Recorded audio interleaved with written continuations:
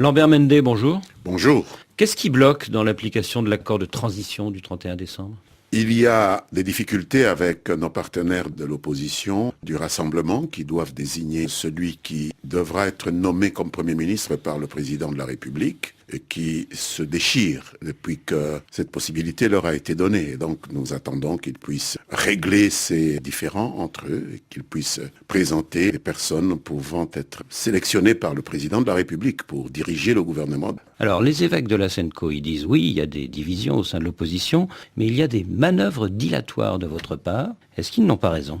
Je ne sais pas où ils situent ces manœuvres dilatoires. Nous avons signé cet accord et nous avons convenu dans l'accord qu'il fallait que le Rassemblement présente un Premier ministre. Nous avons même commencé à mettre en œuvre les résolutions de cet accord. Des exilés ont commencé à rentrer, des prisonniers sont libérés, plusieurs médias qui avaient été fermés par mesures conservatoires ont été autorisés à réémettre. Mais franchement, Lambert Mende, est-ce que vous ne faites pas traîner les choses pour que la présidentielle ne puisse pas avoir lieu avant la fin de l'année ? Tout d'abord, ce n'est pas nous qui organisons les élections. À ma connaissance, le gouvernement qui est là a mis à disposition de la commission électorale près de 300 millions de dollars déjà. Le gouvernement a fait sa part en réquisitionnant beaucoup de matériel roulant de l'armée et même une partie de la flotte aérienne de l'armée pour faciliter le déploiement du matériel électoral. Qu'est-ce qu'on peut demander de plus à un gouvernement pour démontrer sa bonne foi ? Et ils ont déjà enrôlé plus de 20 millions d'électeurs sur les 41 millions. Donc la fin de l'enrôlement, c'est d'ici le mois de juin ou le mois de juillet ? Le mois de juillet.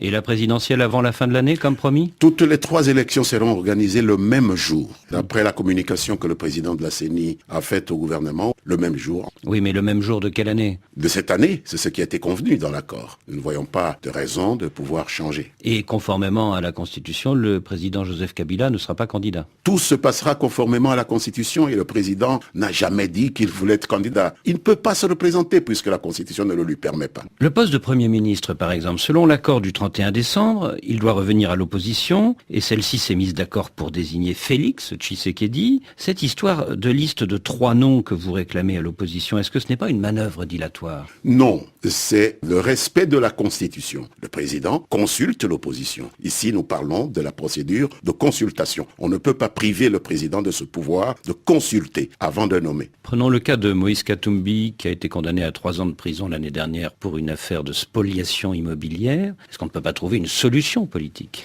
Je ne parle pas de compromis parce que nous avons chargé une commission de hauts magistrats. Donc c'est aux magistrats qu'il faut s'adresser. Donc le rapport que les évêques de la SENCO s'apprêtent à publier sur le dossier Katumbi, vous êtes en train de nous dire qu'il ne sert à rien, c'est ça ? Je ne sais pas s'il ne servira pas à quelque chose. Il est possible que le Conseil supérieur de la magistrature s'en saisisse. Mais vous savez, la justice est indépendante. Il est possible que le rapport des évêques ait un impact sur la magistrature. Il faut attendre comment la magistrature va réagir à ce rapport. Autre crise grave, la situation dans la province du Kasaï central. 400 civils au minimum ont été tués depuis septembre dernier. À l'origine des enquêtes de la justice, une vidéo accablante pour les forces de l'ordre. Est-ce que vous dites toujours que cette vidéo est un grossier montage ? Je vais vous dire d'abord que nous avons eu beaucoup de peine à croire ce que nous avions vu dans cette vidéo. Nous avions eu beaucoup de peine à croire que des hommes, des Congolais, pouvaient faire ça à d'autres Congolais. Mais le président de la République, par obligation de précaution, a ordonné au gouvernement de faciliter l'envoi de magistrats militaires dans la région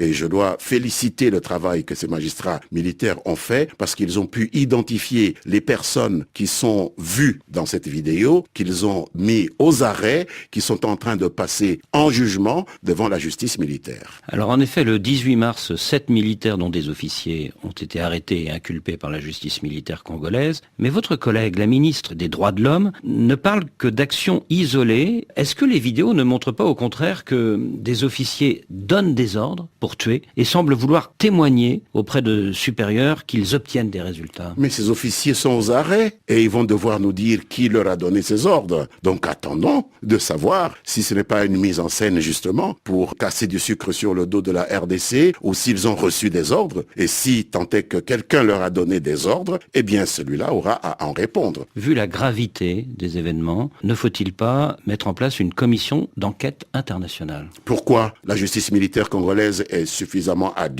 elle est suffisamment respectée dans le monde entier. Sinon, pourquoi voulez-vous que le secrétaire général des Nations Nations Unies ait nommé un colonel magistrat congolais à la tête du parquet près de la cour spéciale qui vient d'être créée en République centrafricaine. Nous n'avons pas besoin du monde entier. Nos magistrats travaillent correctement. Mais s'il y a une demande d'assistance qui vient des magistrats militaires, croyez bien que le gouvernement n'y mettra aucune entrave. Et s'ils estiment qu'ils ont besoin d'aide, ils nous le diront et nous négocierons une assistance judiciaire de collègues étrangers. Mais pour l'instant, je pense qu'ils s'en sortent plutôt bien. Et si nos militaires sont impliqués dans l'un ou l'autre cas de crimes de masse à cet égard, soyez certains que les sanctions tomberont. Monsieur le ministre, merci.